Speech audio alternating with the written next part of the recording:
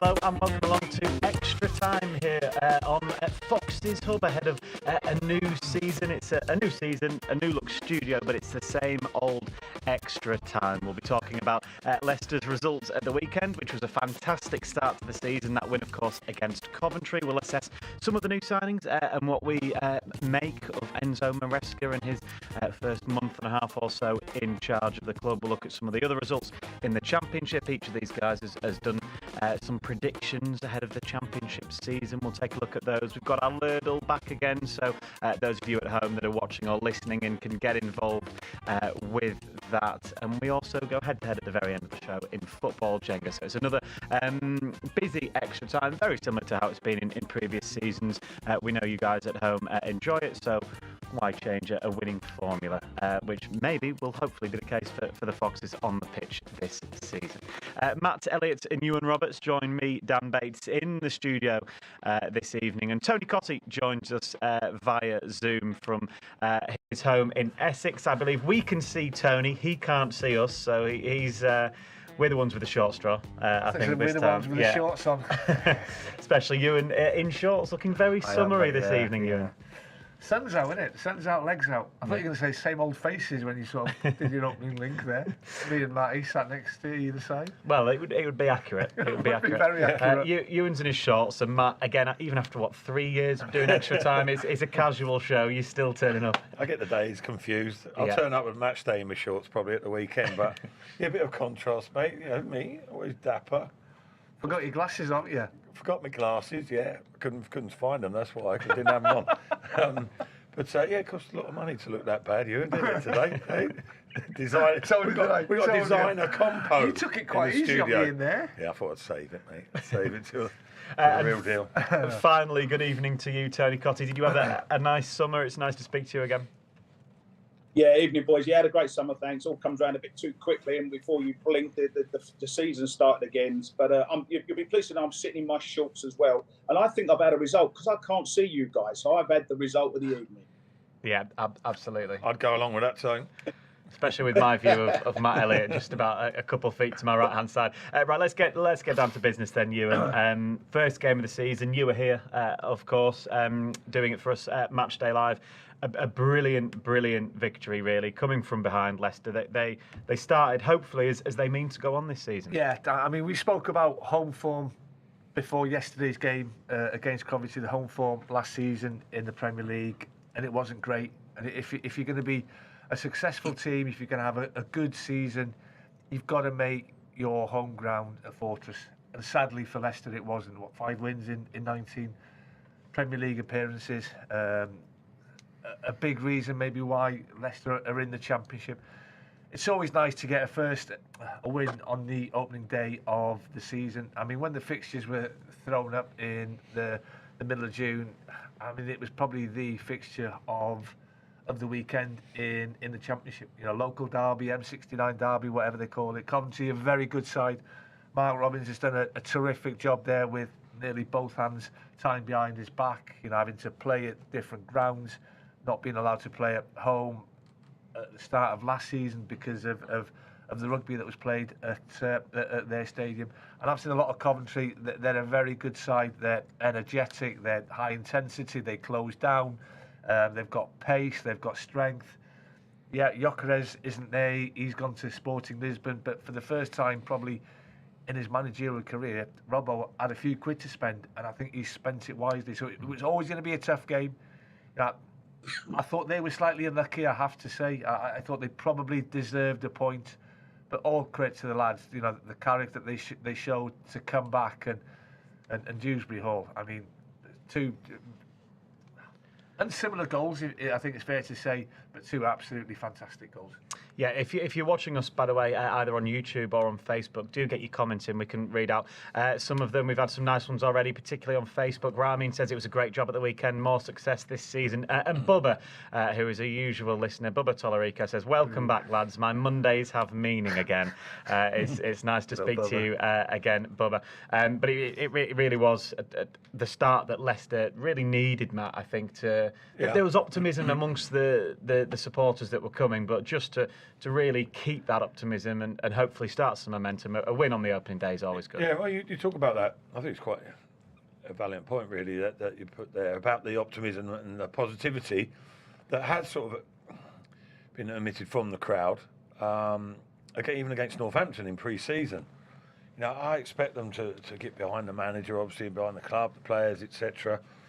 But the energy with which they've done so, I mean, it was particularly evident against Northampton. You know, they had 4/5 of the crowd at an away fixture. Yeah, okay, it's not a million miles away, but you got the feeling that they're excited about what lays ahead, and also what's done is done.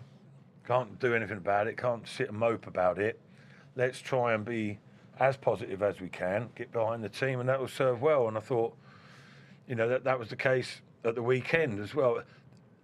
The game went, I wouldn't say as I expected, but I wasn't surprised how the game went. You expect Leicester to start well. They've got a certain type of football. Maresca mentioned after the game that he was more pleased with the first half than the second, even though he drew the first and won the second. But it's not going to be, because they played the type of football that he's looking to do, the style of play. But that's not always going to be the case. You're going to have to mix it up a little bit. You're going to have to rough it a little bit, or be open, be adaptable, flexible, play different ways, because you're going to come up against different types of opposition, aren't you? But I thought Leicester more of the ball, but they're still a little bit uneasy defensively, aren't they? A little bit unsure on that. I've got to use that word, transition. When it happens, that is a bit of an issue because of how Leicester play. Coventry did their best to try and make that difficult and expose them with long, early, purposeful, direct attacks.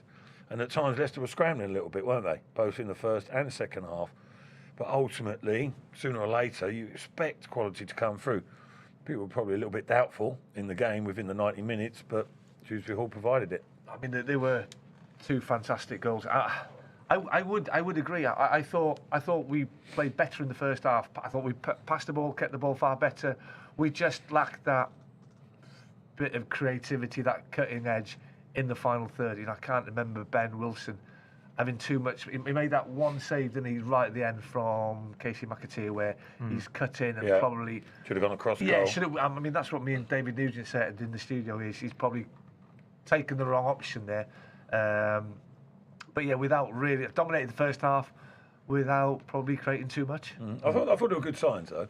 I mean, sort of Keenan Dewsbury Hall speaking afterwards, obviously delighted with his performance, but he said, there's no sort of, not panic, but no pressure really. They understand what it is. They're trying to sort of change the style of play collectively.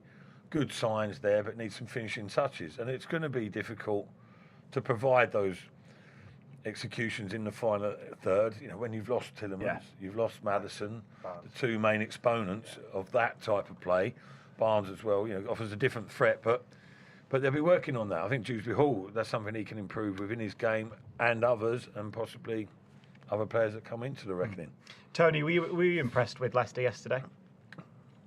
I was, Dan, and the main reason I was impressed is because I think when a club suffers relegation, that first game of the season, of course there's a buzz and an anticipation, but it's also, I think it's always interesting to see how the players respond as well.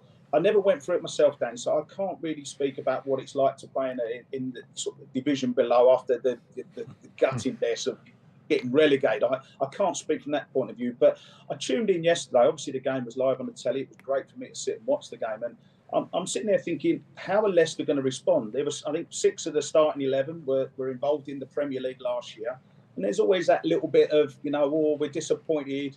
I'm a Premier League player. I should be playing in the Championship. They must be thinking that, because I would be thinking that myself. But if you're part of what went on, you've got to roll your sleeves up. You've got to listen to what is now a new manager. And you've got to take on board the beliefs, and then you've got to put it into action. And I think what Leicester did really well, the boys have covered most of the important things, but I think what they did really well was they didn't panic when they went that goal behind. Yeah, of course they rode their luck a little bit at times, but there was no heads going down. There was no, oh, God, here we go, we're losing again type of attitude. I think they sort of hung in there, rode their luck, and then they got their rewards. I mean, for 75 minutes, I agree with what Ewan said. I think Coventry were excellent, and they're gonna have a good season after what was a good season last year. So let's make no mistake, that's a good Coventry team that Leicester have beaten, and they deserve great praise for that.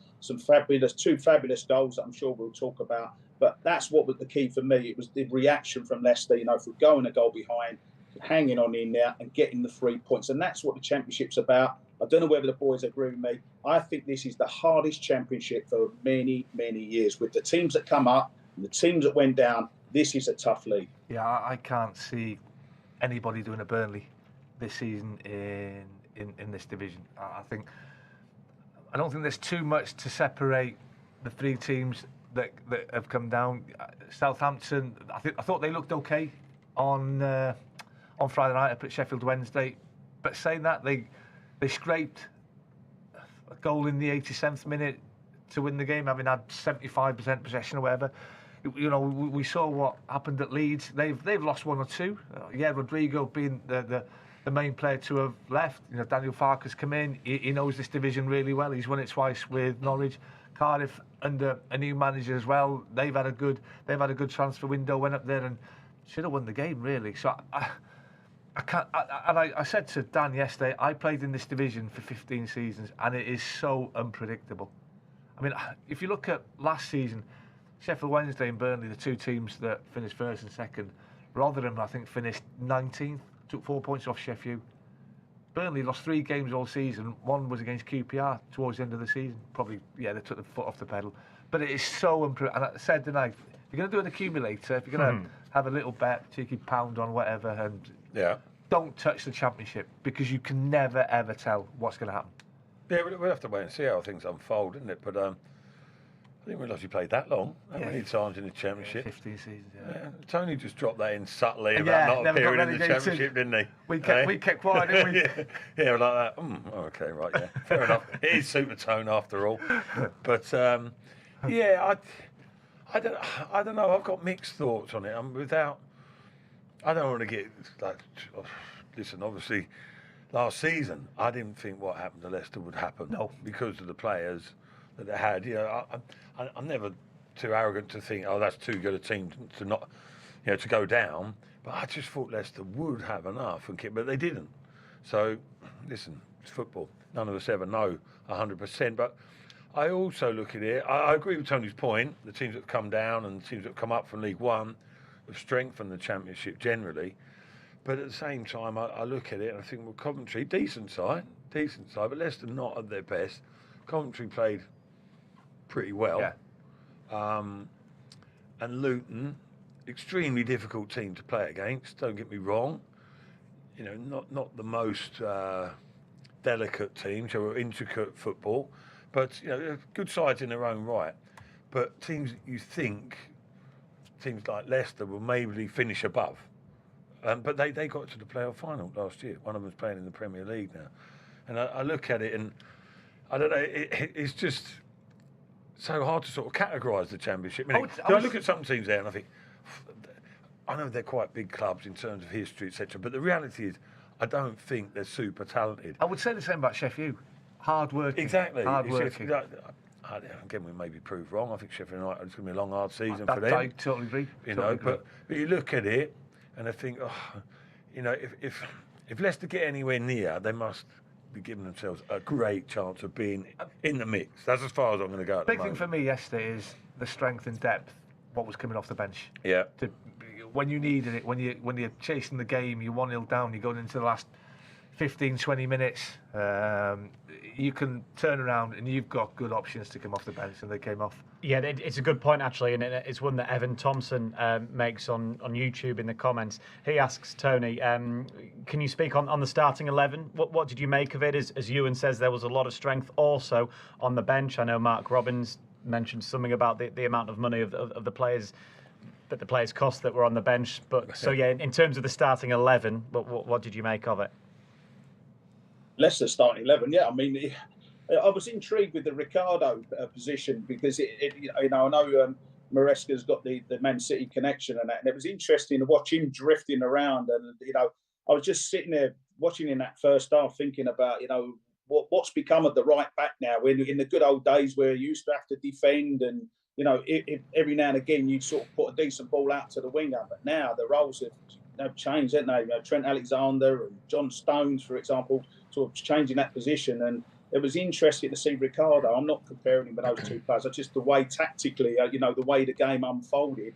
There was sort of little bits of that, particularly in the first half. Ricardo in that position, trying to get on the ball in the whole sort of in between the midfield and the defence. So that was intriguing. I thought the goalkeeper. I said we're going to talk about two fabulous goals, but the goalkeeper. At times, I think maybe because it's early part of the season, just the set pieces, it's still a little bit of a worry. Dan, we've been speaking about that for 2-3 years. I think at times there was a couple of corners come in. I thought, I'm not so sure, but you've got to say, Hermanson made two fabulous saves that kept Leicester in the game. And without those saves, you can't go on and win the football match. So there were certainly good points from that point of view. Dewsbury Hall, absolutely sensational, run the match for me. And there was other good performances, Mavidi and McAteer as well. The two players that I've not really had a chance to look at, both impressed me in different ways. Early parts of their Leicester career. So I think that the manager, of course, he'll be pleased with the 3 points. But I think from a tactical point of view and from an individual point of view, there'll be a lot of things he'll be pleased about from the game. Yeah, I think there was plenty to be happy about from the manager's point of view, but also plenty to address as well. Plenty of work going forward. As he said numerous times, it's a bit of a process what he's trying to implement, and I think that's quite clear, quite evident. I think you can see it even from the pre-season games. And yesterday, there were plenty of pluses, but there were a few areas for caution.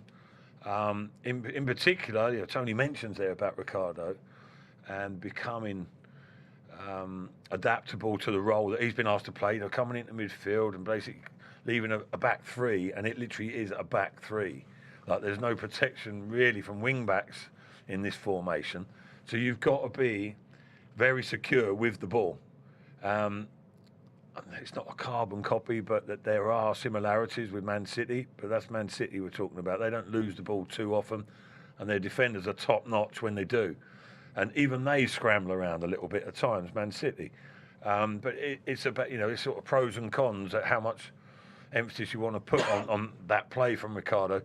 But I thought Ricardo, listen, he's a top-class player, isn't he? He can play that dual role.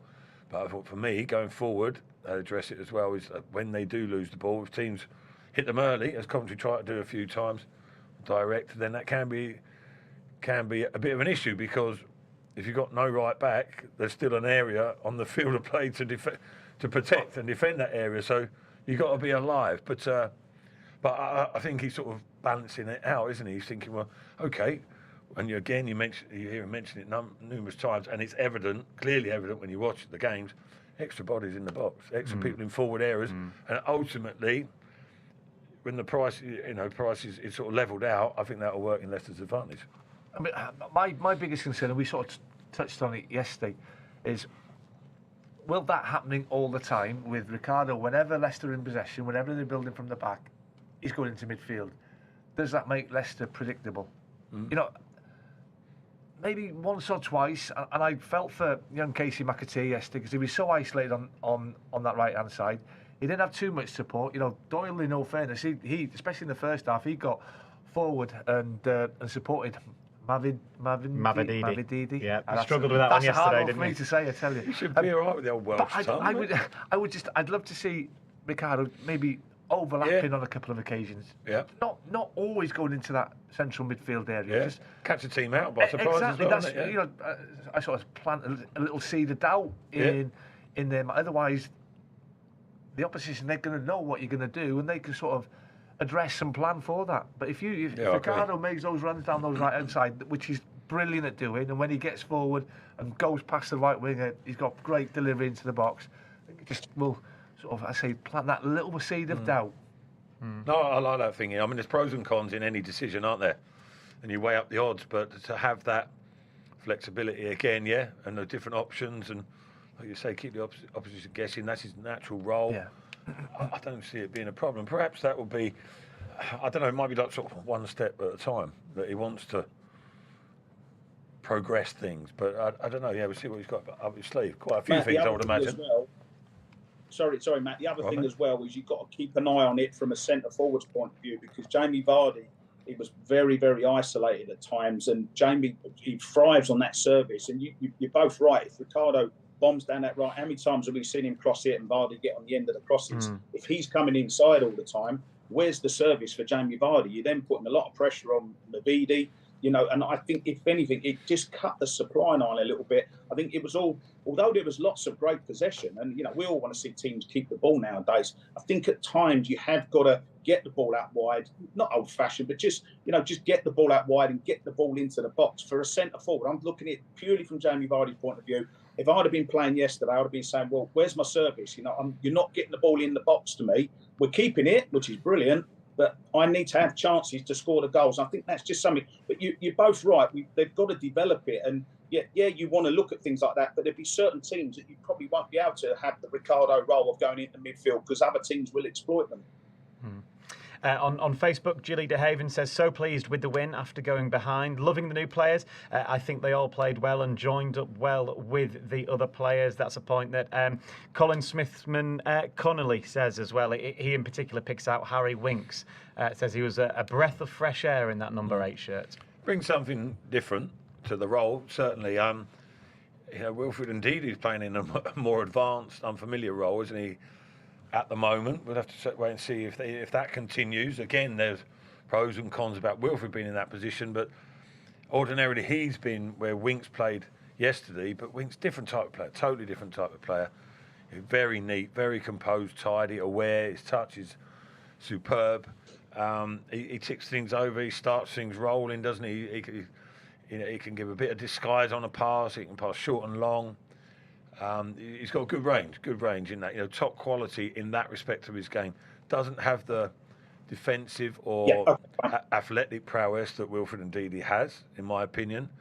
But at the moment, there is just that one anchor. But then, you might look at playing, I don't know, Wilfred playing alongside at some time if Ricardo is to move further up the pitch on occasion. But Wilfred hasn't got the reliability that Ricardo has on the ball, or certainly Harry Winks. But so plenty to consider. But I think in this league, and with the expectation that Leicester will have quite a lot of possession over the course of the games, course of the season, I think Winks will be a massive influence on Leicester's fortunes. Yeah, he's a good sign. He's got quality. He don't give the ball away.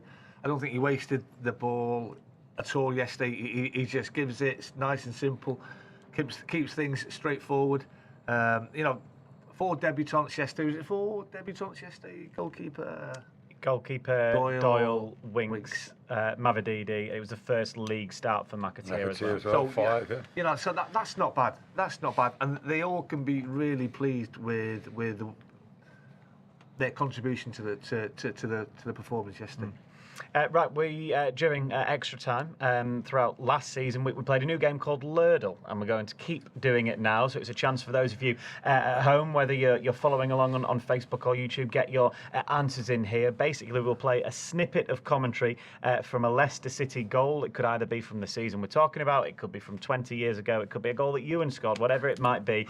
There's always a link though. There's always a reason why we've picked the goal. So the first clue is, don't worry, it starts difficult. That's the point of the game. Each clue, it gets easier and easier, and you should hopefully be able to get it by clue number 4. But if you can get it at clue number 1 or 2, then it's very impressive. Right, this then is clue number 1 for our first Lurdle of the new season. That put Iwan down. It's a clear penalty. And Leicester City here have a chance from the spot. There we go. I'll play that one more time. So we are looking for the goal scorer and the team the goal was scored against. So we'll play the clue one more time for you. That put Iwan down. It's a clear penalty. And Leicester City here have a chance from the spot. There we go. That's clue number 1. We'll come back to that throughout the show. We'll play clues number 2, 3 and 4. It will get easier and you should all be able to get it by clue number 4. So yeah, do get your answers in either on Facebook or on YouTube. Speaking of YouTube, Tony, Ed has said this is going to be a hell of a year for Kiernan Dewsbury Hall. He thinks he'll come into his own and fill that James Maddison void, if you like. And I mean, two goals in your first game of the season from midfield. That's pretty impressive, isn't it? And he was fantastic and rightly given the man of the match.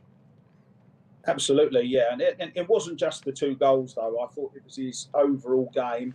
I felt he grew into the game, and he was just getting more and more confident on the ball as the game went on. Both goals, absolutely fantastic goals. But I think it can happen sometimes. I mean, obviously he broke through the season before last, didn't he? And he, outstanding performances, and we're all thinking, here we go, look, what a fantastic player that's come through at Leicester here. And then last season, had a couple of injuries, and sometimes it can be hard, the sort of almost like the second season syndrome, really. And all what's been and gone, it's all done and dusty now. And I think Dewsbury Hall would have had some chance, like all the players, to reflect in the summer. But I think as a young lad, I think he would have been so keen to get his teeth into the new season, to prove to everyone that you're not a one-season wonder, or you're not a 6-month wonder, or whatever people want to call you, because that can often happen. You see these young kids come through, fantastic, and disappear, and you don't see them again. I don't think that's going to happen with this lad. I like his attitude. I love the way he plays football. He's got a fantastic touch, got absolutely beautiful left foot, and he glides past players as well. He makes the game look easy. And if you can make the game look easy, the boys will tell you it is not an easy game. If you can make it look like it's an easy game, then you've got a hell of a player on your hands. The first goal was wonderful header, great movement into the box, but the second goal told you everything that you needed to know about him. Just that composed finish, involved in the build-up, lovely little 1-2, good touch, and he didn't thrash it. He just placed it exactly, and I mean exactly where he wanted to put it. He knew he had to whip it with his left foot. He knew he had to whip it across the goalkeeper. He's aiming for that far side netting, and that, of course, it looks great when it goes in the top corner. But I thought it was a sensational goal. But forget the goals, his performance was real class. Yes, he was by far the man of the match. I mean, he just got the game by the scruff of the neck, didn't he? In that last 15, 20 minutes, when we needed someone to step up and get hold of things, that's what he did. Burst on the scene, and I think that's the problem when you're a young lad. Brendan gave him a chance. He grabbed it with both hands. He had that successful season out on loan at Luton. I think he won Luton's Player of the Season. He won pretty much every award going for them. Yeah, that tells you a lot. He burst on the scenes. He set himself such high standards. And maybe those standards dropped a little bit last season. I think everybody's did, in all fairness. But yesterday's performance, the way he drives forward with the ball, he's got a great engine. He's got a lovely left foot. He can score goals. I mean, I think we were there. I mentioned this first game of last season, Brentford at home, where 1-0 up at half time. We've come out and he's rifled one into the top corner from about 25 yards to go 2-0 up. Sadly, we couldn't keep hold on to the lead and we drew 2-2. But yeah, he can be one, if not the standout player in the Championship this season if he carries on like he is. Yeah, I think a key thing for him as well is not just ability-wise, mentality-wise. I think he's got that inner confidence that he knows he can be a force at this level. He's done it before as he's maturing. And he'll probably feel that, he's had that experience in the Premier League. And he'll be a little bit frustrated that he's having to go back at the Championship level.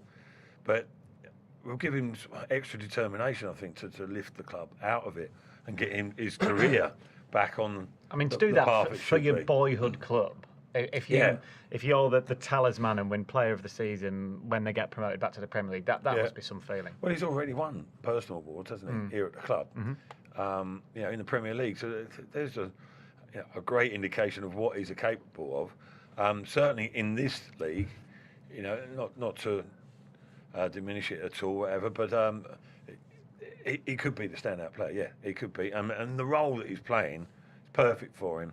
He's energetic. He can get around the pitch and can do whatever role you ask him. To be fair, but he has that athleticism, that energy, but he's also got the poise and the ability to be an influence. Further up the pitch. And he's got the licence to get himself in the box.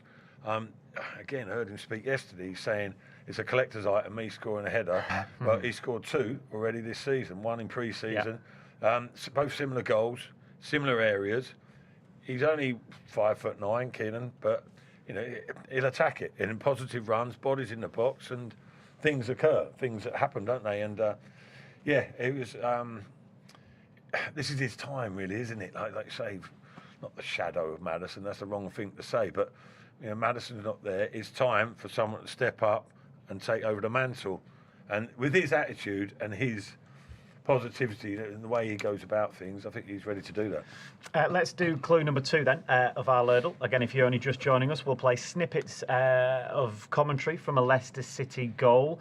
It could be from any year, and you've got to tell me who scored it and who it was scored against. The clues, as the commentary goes on, obviously gets easier and easier. So here is clue number 2. That put Iwan down. It's a clear penalty.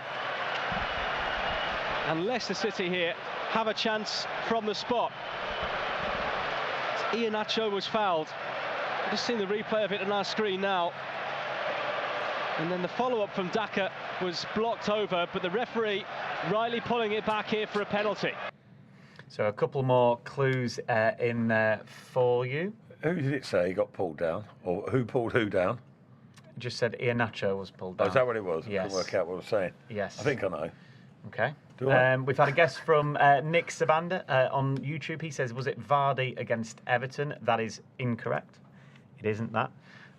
So guess again, please. You've had another clue there. We'll play another one in about 5 or 10 minutes' time. You said everyone should get it by the 4th. I think so. Pretty straightforward. Yeah. Okay. Okay. Jordan Owen on Facebook says his moment of the day was the save that Mads Hermansen made. Now, you could pick any one of the saves that he made, really, Tony.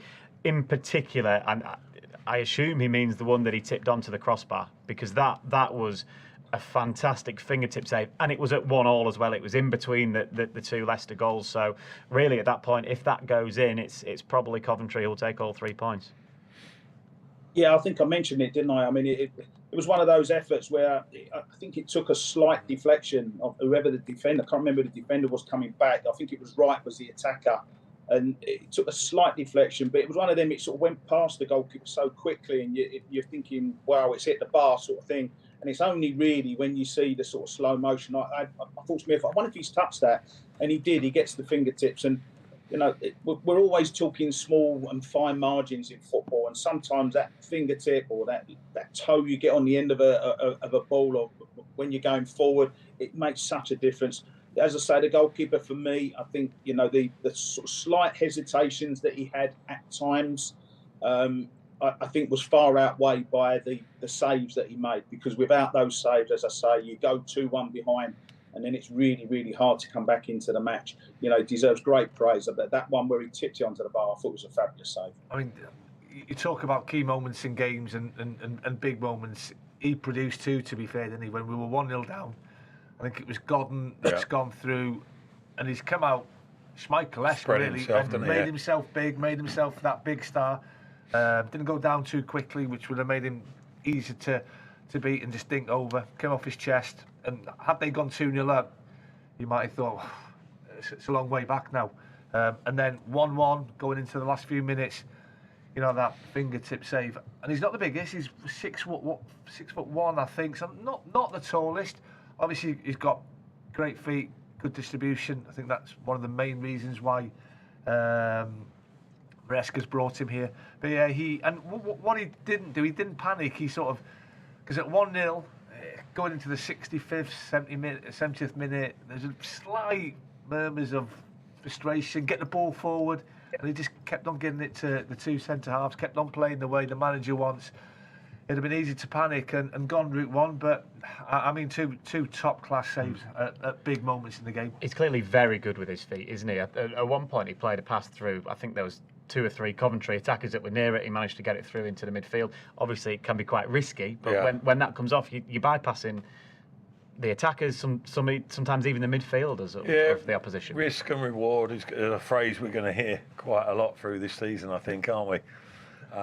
In different contexts. But, yeah, without a doubt, I think it's quite evident that the manager is looking for a keeper of that type. And, he's come in. He seems, we've been in and around the team a bit. He seems quite a relaxed individual. He seems to have settled in very well. Away from the football side of things, on a personal front, he's quite chatty, smiley, etc. Seems happy to be here, but how he goes about his work is a little bit unusual from what we've become accustomed to at Leicester. But without doubt, that's the profile, shall we say, of goalkeeper that Maresca's looking for. They give you as Martin O'Neill used to say, the heebie-jeebies a few times, no doubt, throughout the season. But, there may be consequences on a few occasions. But again, balancing it out over the course of the season. But he also looks a very capable goalkeeper as well, for the reasons we just mentioned. Saves, yeah, exactly. Athleticism and, he's powerfully built. He's not the tallest, but looks very athletic. Yeah, it would be remiss of us, Tony, not to talk about the other debutants then. Mavididi, we'll let you speak about him over Doyle. I'm sure you want to talk about an attacking-minded player. What did you make of Steffi Mavididi in that game? Again, first time I've not seen any of the yeah. pre-season games, so for me to, the first glimpse, I thought he was sort of slowly into the game. You could see there was one fabulous bit of skill he did. Like everyone went, whoa, in the first half, didn't he? Right in front of the touchline. That was fantastic. And you think, he's obviously got good feet. And then you're I'm thinking to myself, as I mentioned about the service for the front players. And I think particularly in the second half, and it can well be the case. I've spoke about wide players many, many times before. I do feel for them sometimes because sometimes the ball can always be going down the opposite side, going down the right-hand side, for example, and you don't get a kick. And when the ball does come to you, everyone expects you to do great things. But certainly in the second half, there was a couple of really good bits of play. There was one particularly stepped over the ball, let it run, and then again, was one of those players that once he starts running at people, he's going to make things happen. But it's got to be about that end product and that. He's going to learn, and he's going to learn on his feet without a doubt because it's a tough league. And, there'll be other days where he's going to get a right back. And I know you can't kick him like you used to, but you will get some aggressive right backs who will put him under a lot of pressure and that. And he'll have to learn to deal with that as the season goes on. But certainly, I think from a debut point of view, that was a really good performance from him. Not the complete performance, but you could see there's a real talent there. And I think there's more to come. Callum Doyle, Matt? Yeah, I thought he's a good footballer. Left-sided, left-footed. Not too many of them flying about. Centre half, stroke left back, comfortable on the ball. Relatively old head on young shoulders, but again, he'll be. It's still a learning curve for him, even though he had experience last year with Coventry, ironically. But again, seems like a good character. I think that's part of it, and as well. Coming from where he has, Manchester City, he's got a good background, hasn't he? And he'll be like thriving on what he's doing, but he's probably part of him saying, "Well, I expect to be at this level because of the way he's been brought up at Man City. You're there. It's an elite club, so your standards are high, and I think you see that in Callum. At the same time, still get the impression there's quite a bit to learn, particularly in that position. As a centre half, stroke left back. It's you get better as you do in most positions, but even more so in that position. The older you get, just pick up little things, you sense things as you develop. But it looks again lots of positives there.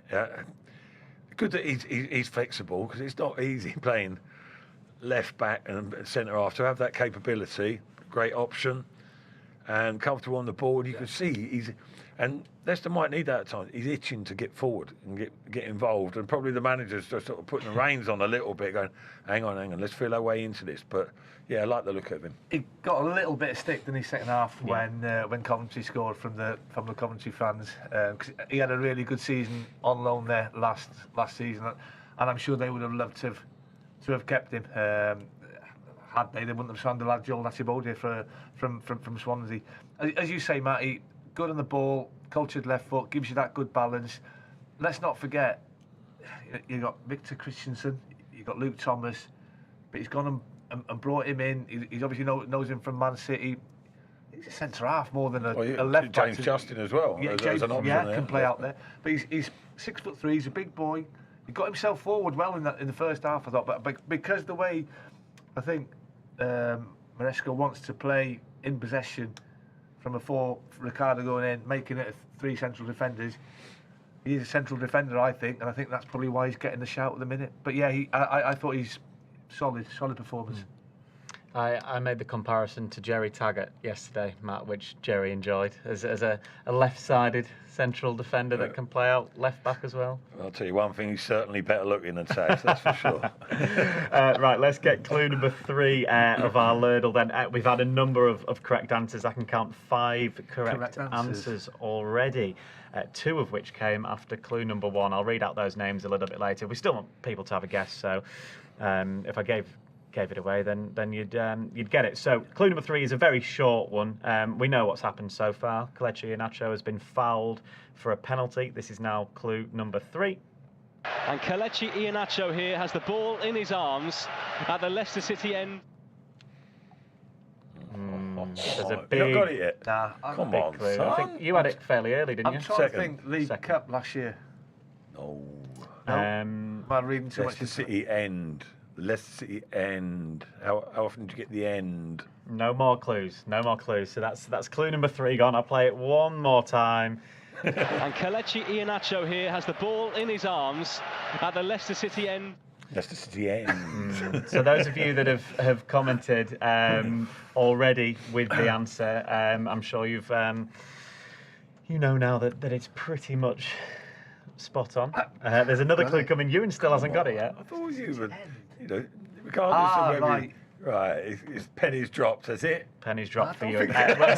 We'll do clue number 4 in just a moment. We've got a few little bits that we've got to do. The 4 of us will go head to head at the end of the show in a game called Football Jenga, where we'll be given a theme and we've got to take turns in answering it. Before we do that, though, we're going to do our globe-trotting theme. For those of you that listen, Sorry. for those of you that listened and watched us last season, globe-trotting is a feature that Iwan Roberts leads. So Ewan, you've been given the gig again this season, so you clearly didn't do that bad of a job last campaign. So let's go again with Iwan Roberts and globe-trotting.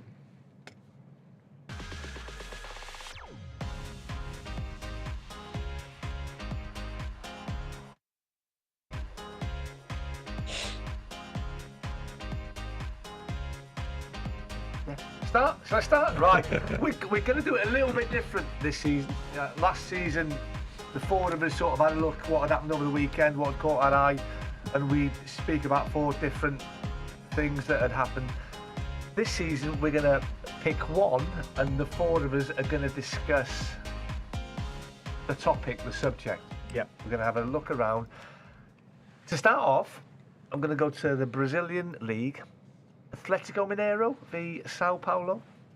Atletico Mineiro's manager is Philip Scolari, he's World Cup winner with Brazil. And Of course. a player called Divanildo Vieira de Souza, Otherwise known as the Hulk. Correct. He's 37 years of age. He's coming to it. He's played for some big clubs in Europe. Scored a free kick from about 40 yards. Has he turned into to the bulk yet? He's getting there. A little he's bit, getting yeah. there. I mean, That was your nickname, wasn't it? he's hit this left-footed free kick.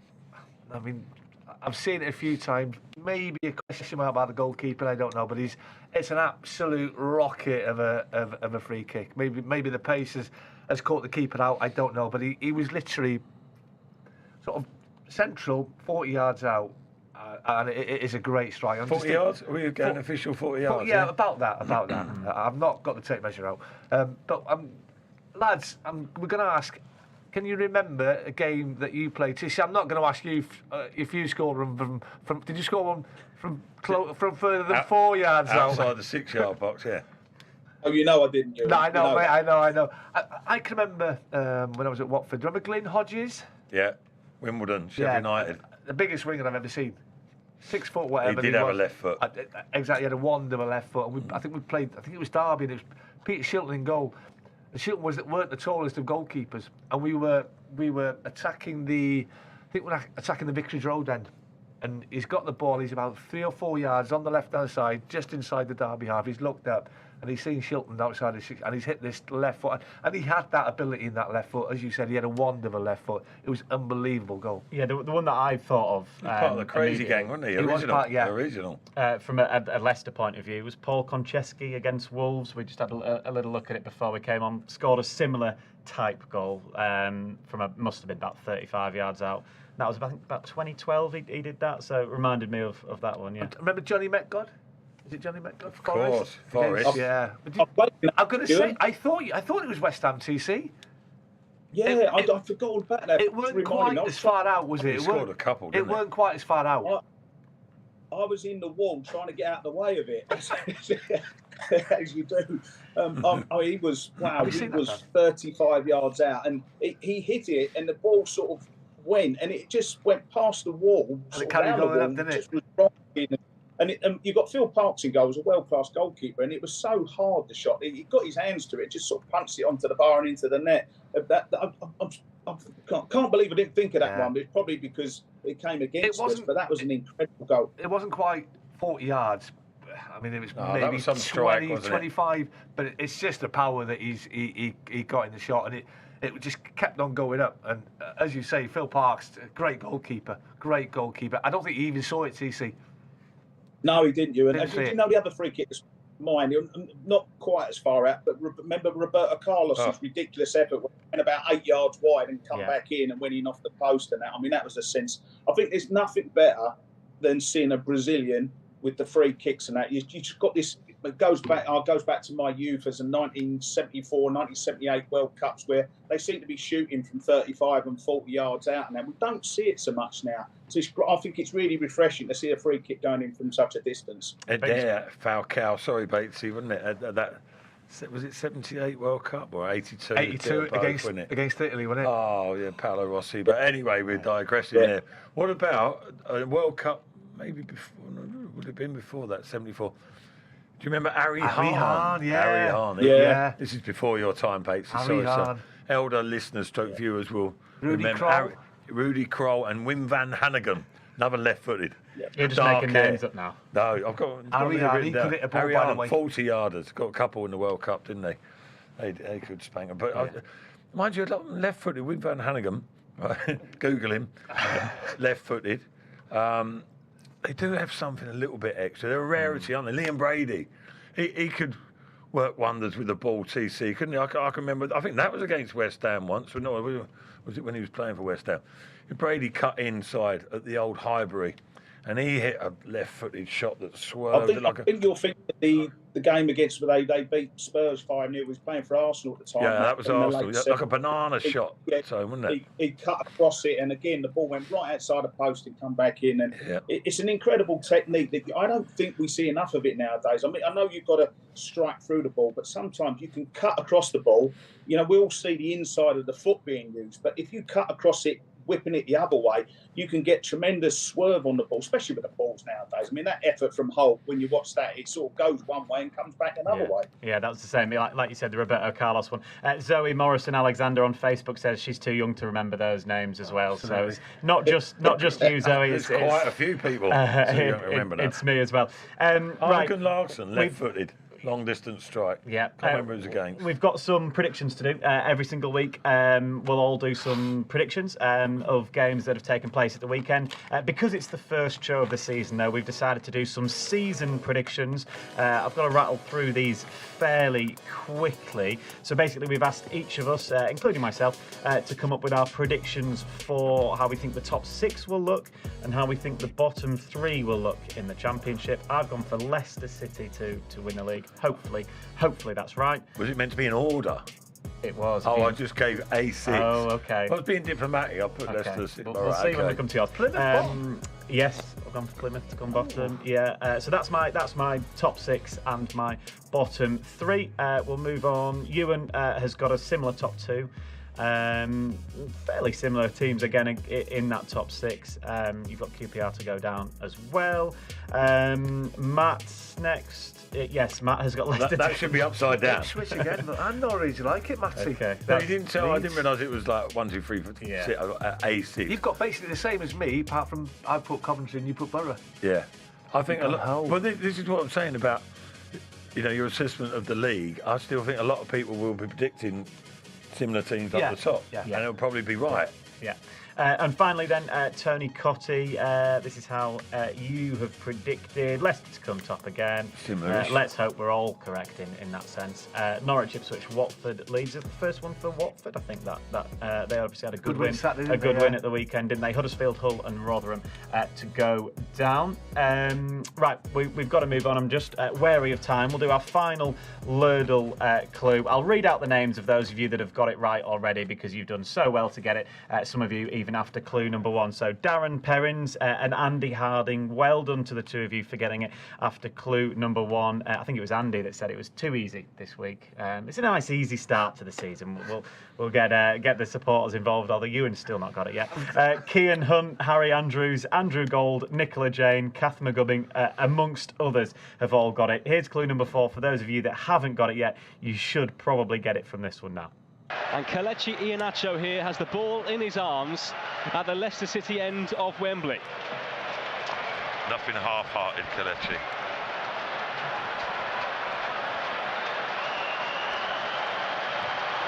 A big roar from the Leicester fans as the senior man steps back here with 2 minutes to go at Wembley. It's Kelechi Iheanacho up against the goalkeeper, Zach Steffen. Follow it in. Iheanacho steps up into the corner, and Leicester City are going to be Wembley winners again. Delirium behind the goal. There we go. Fairly straightforward now, isn't it? That's clue number 4. For anyone that hasn't got it yet, we'll give you 9 minutes of the remaining show to get your answers in, but most of you have got it by now. The reason we picked that, I won't say exactly what it is because it was 2 years ago today. So that's what I mean. There's always a link somehow, somewhere with what we pick for our Lurdles each week. It was delirium as well. I mean, that was 2 victories in quick succession. In fact, 3 if you include the semi-final at Wembley. Yeah, incredible stuff. Last 2, one against Chelsea, one against Man City. Yeah, flying high then, weren't they? Amazing how things can turn around. Thank you for bringing some negativity to the show, Matt, which after 53 minutes I thought we'd been nice and positive. Just realism. Let's do our football Jenga then to end the show. Again, for those of you new to Extra Time, basically we'll be given a theme. And we've got to the 3 of us, or the 4 of us rather, have got to take it in turns to do an answer on that theme. If we get one wrong or we repeat one that has been said, then we are out and it's effectively the last man standing. Right, the theme is, I've just had it texted through to me now. After England reached the quarter-finals earlier today in the Women's World Cup, of course, name any team to have played in the Women's World Cup so far. So obviously there's 32 teams to pick from. So the 32 teams that have played a game in the Women's World Cup. Tony Cottee via Zoom, you can go first for us, please. Can I include England? Of course you can. England? Of course you can. Yeah. Ewan. I'm going to go Nigeria. I will say Australia.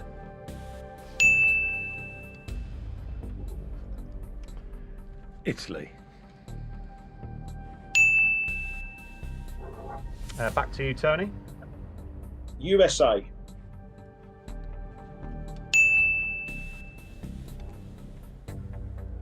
I'm going to go Sweden. Knocked the USA out. I will say Germany.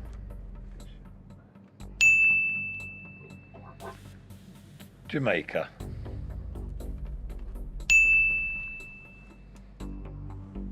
France.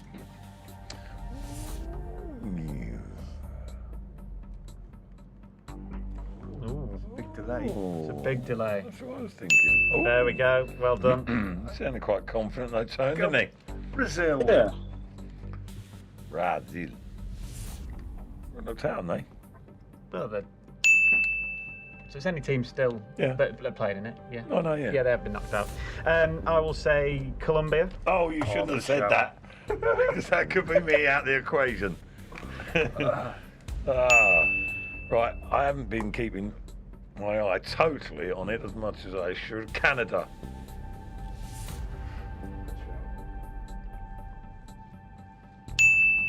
Thank you. Well done, Matty. I'm going to go Spain. Oh, did we miss? Oh, sorry, Tony? It's all right, we missed sorry. Tony out there. Sorry, That's TC. fine. He was going to say That's all right, Spain. Ewan, No, I wasn't. I've only got 2 names written down, so I'm going to go with the first one, and I know they played in the tournament. Ireland. Good shout.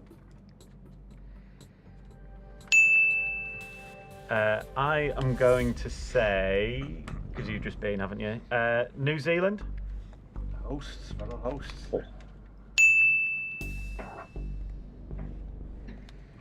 Might be getting him through them all at this rate. You're next, Matt, without looking at my sheet there. So I won't look, mate. I can't see that far. Don't worry about that.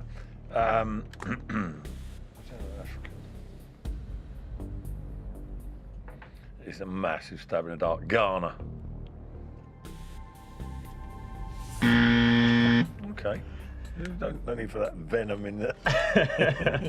So that's Matt out. That leaves Aggressive, that wasn't Tony, Ewan, and myself left. And Tony, it's your turn. I've got the last one written down. I'm sort of confident. Japan. Yeah, good answer. Good answer. Denmark. That's me done. Denmark. That was informed, wasn't it? Yeah, I'm gonna say Portugal. Yeah. Good shout. Yeah. I'm struggling now. I'm going to say South Korea. Oh, Nice. well played. Nice, Tony. Delayed reaction. I'm going to go Switzerland. Oh. There's only one winner here, chaps, I'm afraid. I'm struggling now. I haven't got any more written down. I'm going to educated stab in the dark at Belgium. No, that's me gone. That leaves Tony and Ewan then to fight it out for the winning spot on show number 1. Oh, dearie me. Ewan's going to win. We know that. He wins every week. South Africa. Good shout. That's who, yeah. Should have shouted them. Have a guess. I'm going to go Argentina. Ah, went through my mind as well. But that is it. All right. Trouble now. Go on, so pull one out the hat. Put him under pressure. I'm going to say Uruguay. Ooh, go on, Ewan. Get one to win it. I don't think there's another African nation. And I'm going to go for Uganda. Oh. said with such venom and confidence. There is definitely another South African nation. We'll call that. What's that then? A draw? Yeah, and unless. So that's a draw between you two. So well done, Tony, and to you. Yourself as well, mate?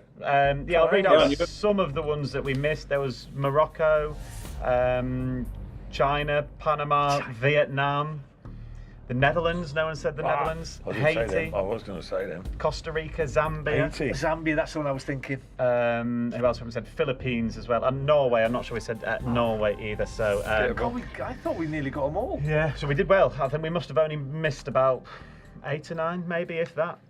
So I think it was a good effort, a good start from all of us, and a joint win for Ewan and for Tony. So congratulations to you. You're not in on that as well? No, because the two of them were. Did they get ones right after you? Yeah. Fair enough. Yeah. Right, we've got about a minute left, which means Ewan, you can finish the show off for us. Leicester play Burton Albion, of course, on Wednesday. That's another game you can follow with us on Matchday Live on Fox's Hub. A good opportunity, another 90 minutes, I guess, for Enzo Maresca to get his ideas across. Yeah, does he make changes? I think he will. I mean, 3 competitions this season. The priority is getting back in the Premier League. You know, I think not too far to go to. You know, they've had a bad start to the season. They lost at Blackpool. Burton I think they've got a massive game at the weekend. They've got a local derby against Derby. Would it be the end of? You want to go out and put a good performance, of course you do. But I think it gives the new head coach an opportunity to maybe, I wouldn't say experiment, but have a look at other players that maybe haven't had as much time in pre-season. In the game yesterday against Coventry, have a look at what he's got, and And yeah, so that's it Yeah, really. that's it. We can make those changes without Yeah. weakening the team Yeah, too much, yeah. can't we? We talked about the depth of squad. It's there despite the people who have departed. But listen. Again, for that competition, it'll be a relatively strong team, whatever, won't it? Yep, we'll have some more insightful punditry from Ewan on Wednesday when you join us for that. It's an 8 o'clock kickoff. That means we'll be live from 7. Big thanks to Tony Cottee, to Iwan Roberts and to Matt Elliott for their company this evening. We hope if it's the first time that you've listened to Extra Time or watched us, we hope you've enjoyed it. We'll be back again at this point at the same time next week, every single Monday following a Leicester City game. We'll be here to dissect it and to have hopefully a little bit of fun along the way, where we'll be talking about, again, hopefully a promotion-winning season for the Foxes. Right, we'll see you Wednesday, those of you joining us for Matchday Live. If not, we'll be back again on Saturday for that game with Huddersfield, and here again in a week's time. Have a fantastic week, everybody. Thank you very much for watching. Goodbye.